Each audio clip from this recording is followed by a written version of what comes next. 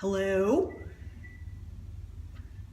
Hello, this is Shelley from Paris Bread, and I wanted to start to make a series of videos where I'm going to document, with accountability, how I'm going to grow this bakery catering thing that I have with the restaurant in my living room with the table that you can see behind me.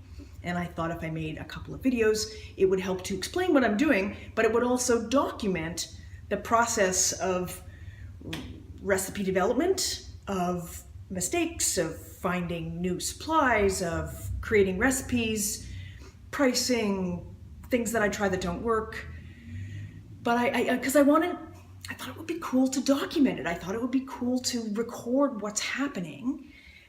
Also, because, then I'm more likely to do it if I think somebody's gonna see it, and then you'll have ideas and you'll share them with me, and then it will just be fun, right? It'll be cool.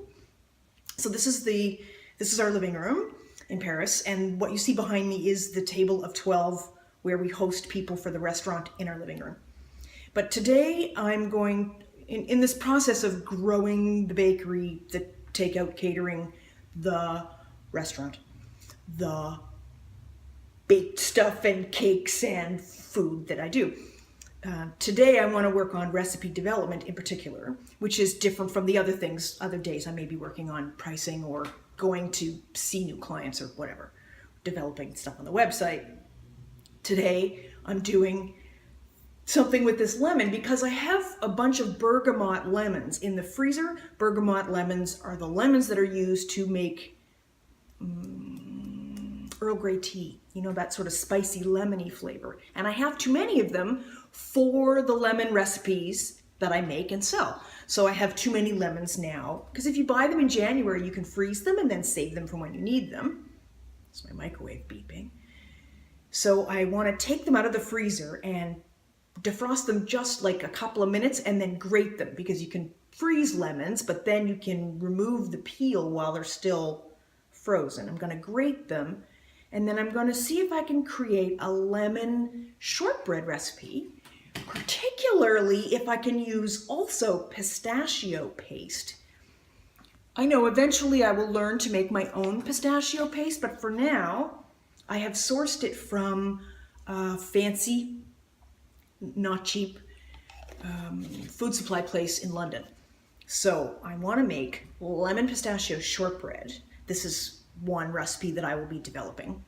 That's a brand new recipe. When I do brand new recipe development, it takes usually, when things go well, 3 times. I take an existing recipe and I modify it, and I keep modifying it until I come up with something. And if I can't get it in 3 times, honestly, I throw it out and go on to the next thing. The second thing I want to work on is a big shoulder of lamb with some dill. I already make and sell lamb pot pie, which is, slow cooked lamb with carrots and mushrooms, and you put it together in a pie with pastry. And I've been using an expensive cut of lamb, and I've been buying it on the bone and then cutting it off the bone, which seems dumb, and paying the butcher to do that, and then using the little pieces to saute. And I don't know, today it just occurred to me that I could buy the lamb like I buy pork and do a pulled pork, but do it as a pulled lamb. Why not? So I checked on the internet that pulled lamb does exist, and I'm not just making things up out of nowhere. So I went to the grocery store and I bought this big piece of lamb, which has some fat and some bone, so it won't all be usable. I bought some fresh dill, which is called aneth in French. Aneth.